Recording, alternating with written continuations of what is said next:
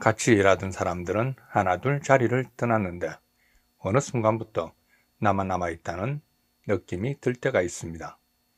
아직 일을 하고 있는데 이미 정리 대상이 된 것 같고 존중받는 것 같으면서도 조용히 물러나라는 신호를 받는 느낌.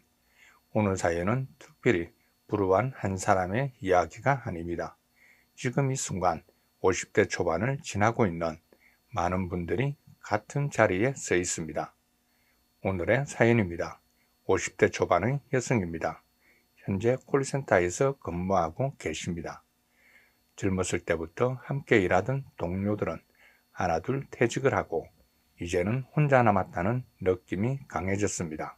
회사에서는 시니어라는 표현으로 존중을 한다고 하지만 그 말 속에 이제 그만 할 때가 되지 않았나 하는 의미가 함께 담겨 있는 것처럼 느껴집니다. 얼마나 더 직장 생활을 할 수 있을지, 그리고 무엇보다 노후 준비가 가장 큰 걱정입니다. 연금은 어느 정도 나오지만 연금이 시작되기까지는 아직 10년 가까운 시간이 남아 있습니다. 아직 대학에 다니는 딸도 있고 앞으로 아이들 결혼 준비도 도와줘야 하는데 돈은 어떻게 준비해야 할지, 어디서부터 손을 대야 할지 막막하다고 하십니다. 사연은 짧지만 어제 오늘 시니어 분들에게 가장 많이 듣는 현실적인 걱정이기도 합니다. 이 사연의 핵심은 지금 당장 퇴직하느냐 마느냐가 아닙니다. 아직 일은 하고 있고 당장 생활이 무너지는 것도 아니지만 미래가 보이지 않는 상태입니다. 이분의 불안은 능력의 문제가 아니라 시간의 문제입니다. 나는 지금 언제까지 버틸 수 있는 위치에 있는가? 이 질문 앞에 서 있는 사연입니다. 많은 분들이 이 지점에서 혼란스러워 하십니다. 당장 위기가 온 것도 아닌데 그렇다고 안심할 수도 없는 상태. 일은 하고 있지만 그 일이 언제까지 이어질지 알 수 없고 수입은 있지만 그것으로 미래를 준비하기엔 부족한 상황입니다. 오늘은 개인의 실패가 아닙니다. 우리 사회가 50대에게 주는 구조적 불안입니다. 이 사연에 운을 맞추듯 보려는 것이 아니라 지금 이분이 어떤 흐름 위에 서 있는지를 보기 위해 상황 판단의 관점으로 살펴보겠습니다. 지금의 형세를 주역의 표현을 빌려 말하면 쥐천태개의 5번째 자리와 닮아 있습니다. 겉으로는 아직 자리가 있고 조직 안에 포함되어 있습니다. 하지만 안쪽에서는 판이 정리되는 흐름이 진행 중입니다. 혼란스럽게 밀려나는 모습이 아니라 조용히 정리될 사람과 남을 사람이 가려지는 과정입니다. 이 개는 이렇게 말합니다. 송이는 물러가고 군자는 안에서 자리를 잡아 안정을 누린다고요. 그리고 또 하나의 비유가 나옵니다. 귀한 교수가 가난한 집에 시집을 가지만 자기를 내세우지 않고 겸손과 검소함으로 처세하니 오히려 복이 쌓여 길하다는 이야기입니다. 이 말은 지금 당장 화려해지라는 뜻이 아닙니다. 자리를 지키는 방식이 중요해진 시점이라는 뜻을 말하고 있습니다. 조직에서 살아남는 방법은 2가지입니다. 눈에 띄게 잘하거나 눈에 띄지 않게 잘 버티거나 50대 초반은 후자가 더 현명한 선택일 때가 많습니다. 이제 이 현실 구조는 어떤지 한번 보겠습니다. 중국의 철학자 관자는 돈을 이렇게 설명합니다. 재물은 많이 벌어서 생기는 것이 아니라 머물 자리가 있을 때 쌓인다라고 했습니다. 지금 이분의 문제는 수입이 완전히 끊긴 상태가 아닙니다. 문제는 수입이 구조로 이어지지 않는다는 점입니다. 콜센터라는 직무 특성, 나이가 들수록 줄어드는 선택지, 정년이 보이지 않는 불안정성, 더군다나 요즘은 AI로 대체되는 시대입니다. 이 구조에서는 더 열심히 한다가 답이 되지 않습니다. 손자병법에 이 상황을 대신하는 짧은 문장 하나가 있습니다. 오래 지키는 싸움은 이기는 싸움이 아니다. 지금 이분은 싸움을 잘하고 있습니다. 하지만 문제는 이 싸움이 언제 끝날지 정해져 있다는 것입니다. 그래서 지금 필요한 것은 버티는 힘이 아니라 정리하는 전략입니다. 콜센터라는 직무는 나이에 관대하지 않습니다. 체력, 목소리, 감정 소모가 큰 일입니다. 20대가 하는 일과 50대가 하는 일이 같은 일이지만 그 일이 50대의 몸에 주는 부담은 훨씬 큽니다.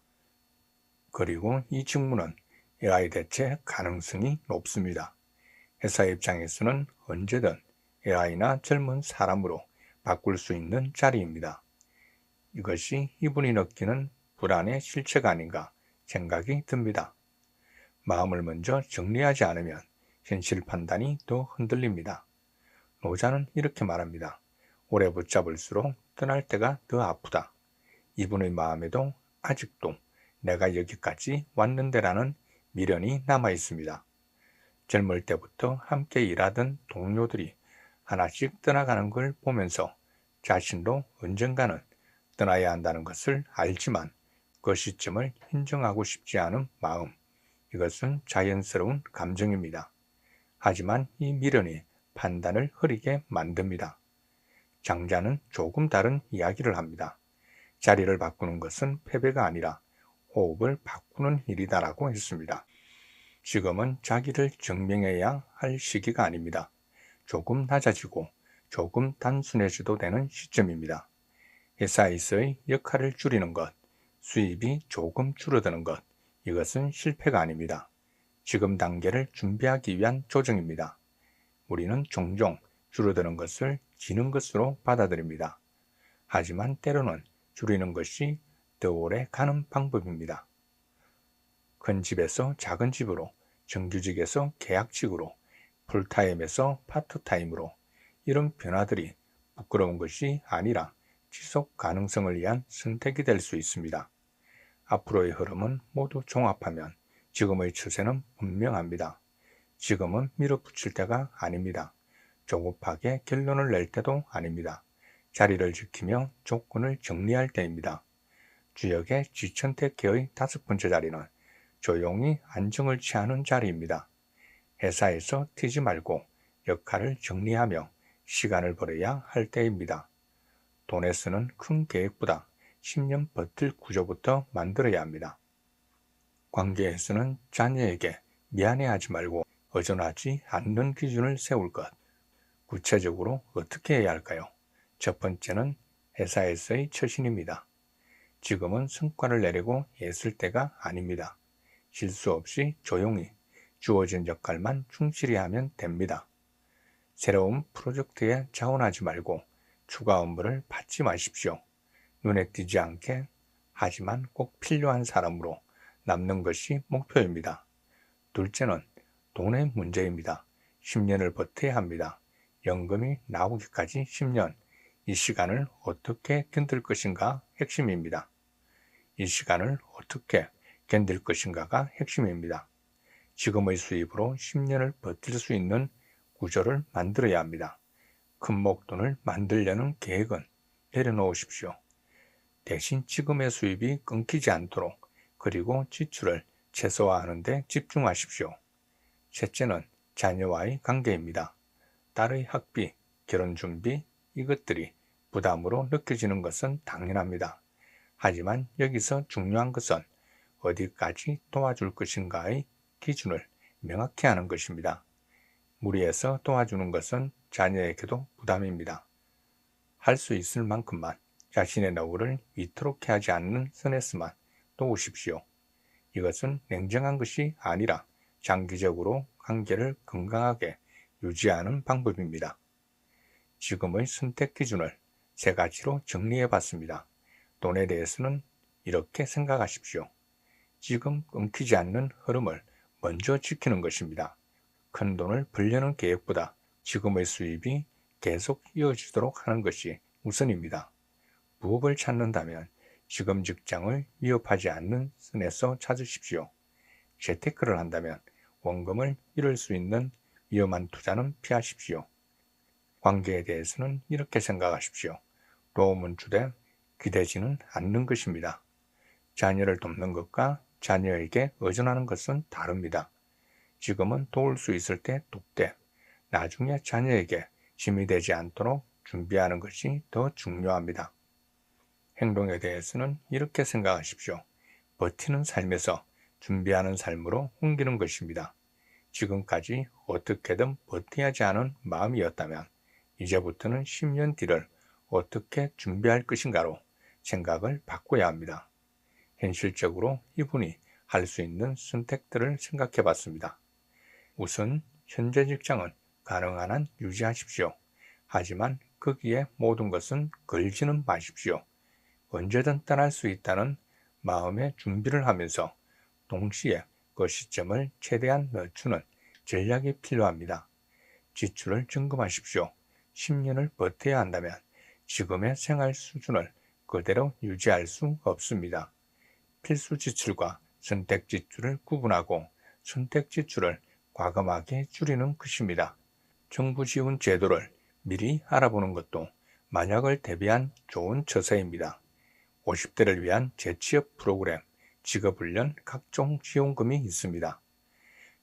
자존심 때문에 받을 수 있는 것을 받지 않는 것은 현명하지 않습니다. 부업을 고려한다면 지금의 직장과 충돌하지 않는 것으로 찾으십시오. 주말이나 저녁 시간을 활용할 수 있는 일, 재택으로 할 수 있는 일들을 알아보십시오. 자산을 점검하십시오. 집이 있다면 10년 뒤 연금이 나올 때까지 그 집을 활용할 방법은 없는지 생각해 보십시오. 월세를 주거나 일부를 임대하거나 아니면 작은 집으로 옮겨 차익을 생활비로 쓰는 방법 등 여러 가지 대책을 생각해 보는 겁니다. 그리고 가장 중요한 것은 자녀와 솔직하게 대화하십시오. 지금의 상황을 숨기지 말고 공유하십시오. 부담을 줄이는 것이 아니라 현실을 함께 이해하고 서로의 기대치를 조정하는 것입니다. 이 모든 것의 바탕에는 마음가짐이 있습니다. 지금 이분에게 필요한 마음가짐은 이것입니다. 나는 실패한 것이 아니라 전환기에 있다. 50대 초반은 끝이 아니라 중간입니다. 인생의 후반부를 어떻게 설계할 것인가를 고민해야 하는 시점입니다. 회사에서는 밀려나는 것처럼 느껴져도 그것은 당신의 가치가 없어진 것이 아닙니다. 단지 조직이 필요로 하는 것과 당신이 제공할 수 있는 것 사이의 간격이 벌어진 것 뿐입니다. 그 간격을 메우려고 애쓰기보다 당신이 제공할 수 있는 것을 필요로 하는 다른 곳을 찾거나 아니면 필요한 것의 크기 자체를 줄이는 것이 더 현명할 수 있습니다. 이 이야기는 이분 한 사람의 고민이 아닙니다. 지금 50대 초반에서 중반으로 가는 많은 분들이 같은 질문 앞에 서 있습니다. 나는 언제까지 이 자리에 있을 수 있을까? 연금이 나오기까지 어떻게 버틸까? 자녀를 도우면서 내 노후를 지킬 수 있을까? 이것은 개인의 실패가 아니라 우리 사회가 50대에게 던지는 공통의 질문입니다. 하지만 이 질문에 대한 답은 각자가 찾아야 합니다. 누군가 대신 답을 줄 수 없습니다. 다만 방향을 제시할 수는 있습니다. 오늘 기억할 한 문장으로 마무리하겠습니다. 지금은 밀어붙일 때가 아니라 자리를 지키며 다음을 준비할 시간입니다. 더 열심히 일하려고 애쓰지 마십시오. 지금은 실수 없이 조용히 자리를 지키는 것이 더 중요합니다. 더 많이 벌려고 무리하지 마십시오. 지금은 지금의 수입이 끊기지 않도록 지출을 줄이는 것이 더 현명합니다. 더 큰 것을 해내려고 하지 마십시오. 지금은 작은 것부터 단단하게 준비하는 시간입니다. 인생은 항상 올라가기만 하는 것이 아닙니다. 때로는 내려가고, 때로는 옆으로 가고, 때로는 멈춰서서 방향을 고민해야 합니다. 지금이 바로 그 시간입니다. 멈춰서서 지금까지 온 길을 돌아보고 앞으로 갈 길을 다시 그려보는 시간입니다. 오늘 마음에 담아둘 한 문장입니다. 지금은 밀어붙일 때가 아니라 자리를 지키며 다음을 준비할 시간입니다. 오늘 사연과 비슷한 고민을 하고 계신 분들에게 작은 위로가 되었기를 바랍니다. 더모닝 코드였습니다. 감사합니다.